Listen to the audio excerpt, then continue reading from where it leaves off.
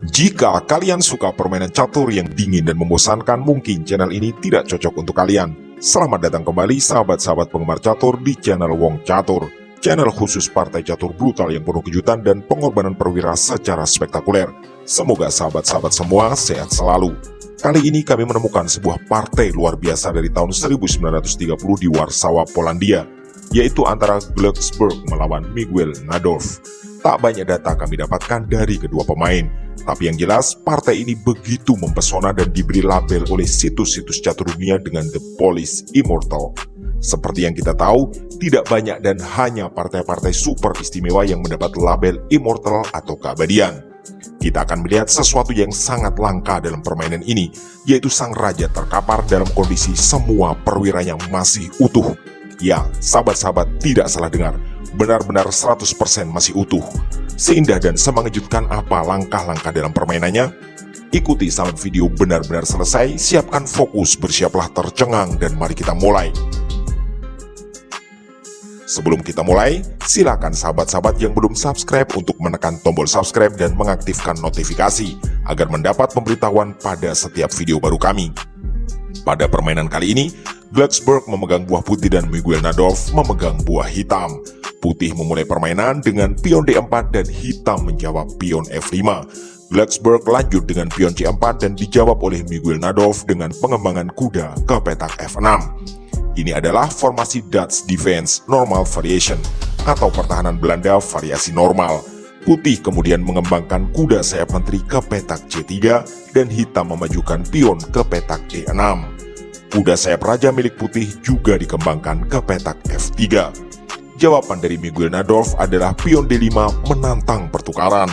Putih menolak tawaran dan memilih mendorong pion E3 demi membuka jalan bagi gajahnya mengawal pion. Hitam pion C6, putih gajah ke D3 dan hitam juga menggeser gajah ke petak D6. Di langkah ketujuh, kedua pemain sama-sama melakukan rokade sayap raja. Glücksburg memundurkan kudanya ke petak E2. Hitam juga menggerakkan kuda, yaitu kuda B ke D7. Putih mulai merangsek menyerang dengan lompatan kuda ke petak G5. Miguel Nadolf memutuskan untuk melakukan pengorbanan perwira pertama, yaitu gajah kali pion H2 skak. Putih menolak pengorbanan dan memilih menggeser rajanya ke petak sudut H1. Miguel Nadolf melompatkan kudanya ke petak G4 memberi pengawalan bagi gajahnya. Di saat yang sama, menteri hitam juga menyerang kuda putih di petak G5. Putih mendorong pion F4 demi memberi pengawalan bagi kudanya. Hitam menggeser menteri ke petak E8. Tentu saja ada ide menteri ini siap berangkat ke petak H5 dan menyerang lewat lajur tersebut. Putih memberi respon terbaik, yaitu pion G3. Miguel Nadolf melanjutkan rencana, mengirim menterinya ke petak H5. Tentu saja ada ancaman discover skak di langkah berikutnya dengan membuka gajah. Sekali lagi, Glücksburg memberi respon terbaik, yaitu memajukan rajanya ke petak G2. Miguel Nadolf melakukan pengorbanan lagi, yaitu gajah bergeser ke G1. Terlihat jelas ancaman skak dengan menteri. Sebenarnya, saran engine sebagai langkah terbaik bagi putih adalah memundurkan kuda ke petak F3 demi mengawal petak H2 sekaligus memberi tambahan tekanan pada gajah hitam. Tapi di partai aslinya, Glücksburg memilih langkah lain sehingga keunggulan hitam menjadi semakin melebar, yaitu menerima pengorbanan dengan kuda kali gajah. Gempuran dari Miguel Nadolf berlanjut dengan menteri H2 skak. Di posisi ini hanya ada satu pilihan bagi putih, yaitu memajukan rajanya ke petak F3. Hitam mendorong maju pion ke E5 dengan ide membongkar struktur pion di area pusat. Putih memukul pion tersebut dengan menggunakan pion D. Miguel Nadolf terus menyerbu dengan kuda D kali pion skak. Dan ini adalah pengorbanan perwira berikutnya dari hitam. Tak ada pilihan bagi putih untuk menolak pengorbanan, sehingga dia terpaksa melangkah pion kali kuda. Kuda hitam yang tersisa ikut beraksi dengan memukul pion E5 skak. Lagi-lagi langkah paksa, Raja Putih terpaksa maju ke petak F4. Kuda milik Miguel Nadolf terus menari dengan melompat ke petak G6 skak. Untuk kesekian kalinya, Glücksburg tidak diberi pilihan lain. Kali ini, rajanya harus kembali mundur ke petak F3. hitam memilih langkah lanjutan sangat cerdas, yaitu memajukan pion ke petak F4. Walau terlihat sederhana, tapi langkah ini begitu penting, karena selain menantang pertukaran pion dan ancaman discover skak, ini juga membuka jalan bagi gajah petak terang milik hitam untuk terlibat aktif membantu penyerangan.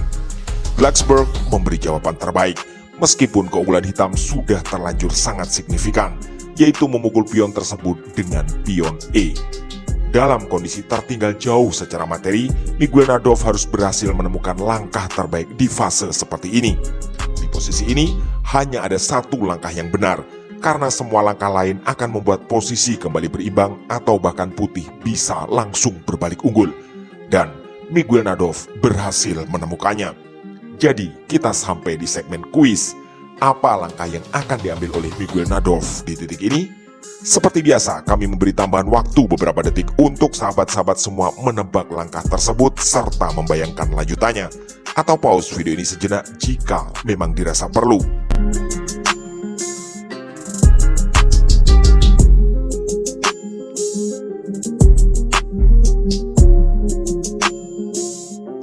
Oke, terima kasih dan selamat bagi yang tebakannya benar. Langkah tersebut adalah gajah G4 skak. Dan ini adalah pengorbanan perwira ketiga yang dilakukan oleh Miguel Nadov. Di posisi ini sebenarnya langkah terbaik putih adalah menggeser raja ke petak E3 dengan konsekuensi kehilangan menterinya. Meski langkah itu juga hanya cukup untuk sekedar mengulur permainan. Di partai aslinya, karena tak ingin kehilangan menteri, Blacksburg memilih satu-satunya pilihan lain, yaitu menerima pengorbanan dengan Raja Kali Gajah. Dan kondisi pertahanan putih pun semakin kritis. Ini adalah skakmat dalam dua langkah. Dan kembali, Miguel Nadov berhasil menemukan langkah tersebut. Bisakah sahabat-sahabat menemukan rangkaian langkahnya? Ya, benar. Miguel Nadov melompatkan kudanya ke petak E5 skak. Kalau sahabat-sahabat perhatikan, ini adalah pengorbanan perwira yang keempat. Tak ada jalan bagi putih selain kembali menerima pengorbanan, yaitu pion kali kuda. Setelah mengorbankan 4 perwiranya, ternyata eksekutor terakhir adalah sang pion.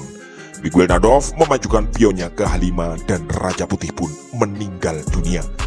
Ada kejadian sangat langka di sini. Semua perwira milik Blacksburg masih lengkap tanpa ada satupun yang gugur. Di sisi lain, Miguel Nadov hanya menyisakan menteri dan sepasang benteng. Benar-benar rangkaian langkah jenius dan membius dari seorang Miguel Nadov. Jika sahabat-sahabat ingin diskusi tentang kemungkinan langkah tertentu, kami mohon untuk menyertakan pula angka menit dan detik, agar kami tidak gagal paham serta bisa berusaha menjawab dengan baik. Demikianlah video singkat kali ini, semoga sahabat-sahabat semua puas, dan semoga pula bisa menjadi inspirasi dan referensi bagi kita semua. Kami atas nama segenap kru channel Wong Catur memohon dukungan like, komen, share, subscribe, dan doa agar channel ini selalu belajar dan makin berkembang. Terima kasih telah menyimak, mohon maaf atas kesalahan kata dan sampai jumpa di video catur berikutnya.